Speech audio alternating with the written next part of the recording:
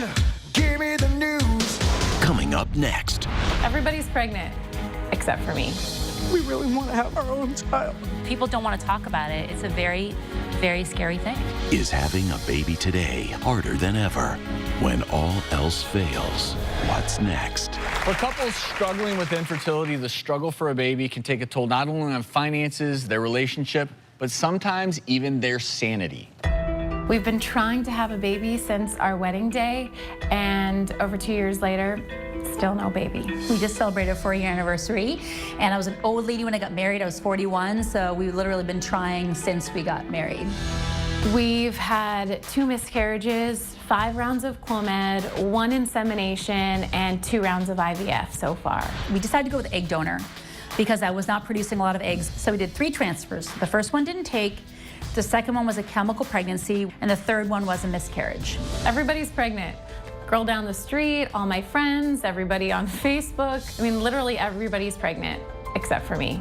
That sabotaged our marriage last year. Fertility does that to a woman. I felt like no matter what I said or did, I was going to be wrong. Our struggle with fertility has caused a lot of tension.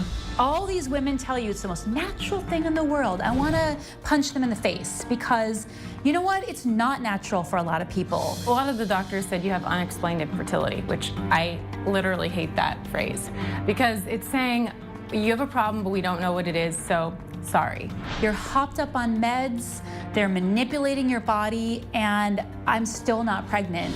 The doctor said, the reason why we can't have kids is because my eggs are the eggs of like a 45-year-old woman. There is a small chance that you'll ever be able to have your own babies, and I lost it. And so, you know, when he says that, I feel like the world just caved in on me. I represented a couple baby lines. I kept clothes that are in, you know, my closet. Because, you know, that one day I'll have a baby to put the clothes on. Joining us today in the audience are Alexis and Gabe and Lindsley and Jonathan. Also joining us is another couple, Sunsere and Eric. They have also been struggling to get pregnant. We also have board-certified reproductive endocrinologist Dr. John Jane with us today. Thank you all so much for sharing your story and being with us here today. Definitely. Thank you, ladies, you know, for really showing us what an emotional experience this is. Okay. Now, where are you all in this process? Well, we tried injectables. Okay. Sorry. It's okay. We really want to have our own child. There's no family history of infertility at all. And I've been diagnosed with PCOS. Okay. But we've never tried IVF. Okay, and so you guys have tried all these different options. Have you decided that you want to continue further? Because a lot of people get involved and say this is too much emotionally and back out. Are you all dedicated to the process? We are. We don't want to give up. Yeah, good, good. Well, and it sounds like we've got the right guy to help.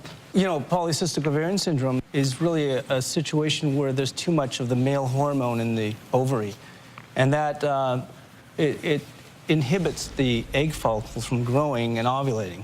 So if you don't ovulate, it becomes difficult to get pregnant. But you know, it's one of the most treatable forms of infertility. That's the good news, and you're young.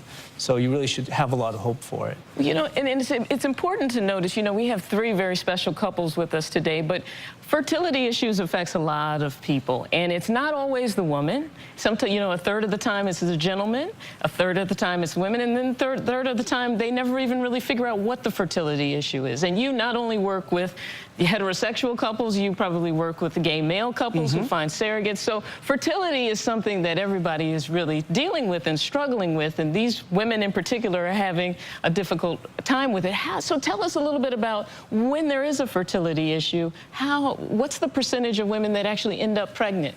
Yeah, ultimately it's pretty high. It's over 2/3. Okay. But you know, Rachel, one really important point is about getting good education early in the process. Okay. And asking the right questions. Is such a difficult and complex area. Patients often get lost and get demoralized. Sure. And one of the things that we want to focus on this year is not just the process of trying to get pregnant. It's the emotional toll, which we have so poignantly shown today. I mean, in all of your eyes, I can see the toll it has taken. I imagine you're part-time counselor as well in what you do, because that emotional toll can wreak havoc not only on the relationship, but in some cases even the potential to get pregnant. Is that correct? Oh, absolutely. It does wreak havoc on couples and relationships. It's about a baby, about building a family. It's very much at the core of our human existence. Have you all spoken to other couples going through the same thing? So our first Absolutely. meeting them. Yeah, I have a friend going through it right now. She's got married at 40, and so she just started the process. And I sat her down and kind of just told her what I've learned in 4 years, and she said, I learned more from you in a half an hour than I learned with 7 doctor visits.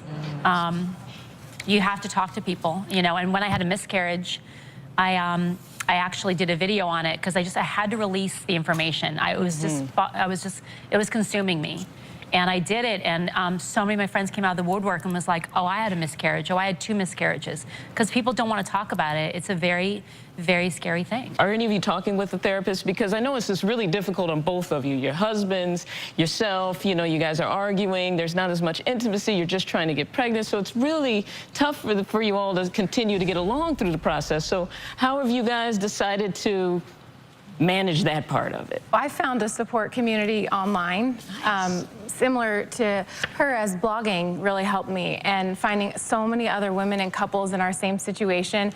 And even though you don't wish it on anybody else, it's kind of comforting to know that you're not alone.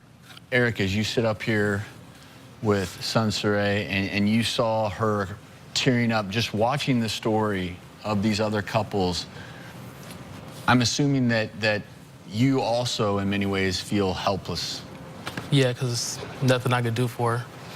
You know, how many times you can rub her on the back and say it's gonna be okay. Just hell. You're a great guy, Eric. Just a great guy.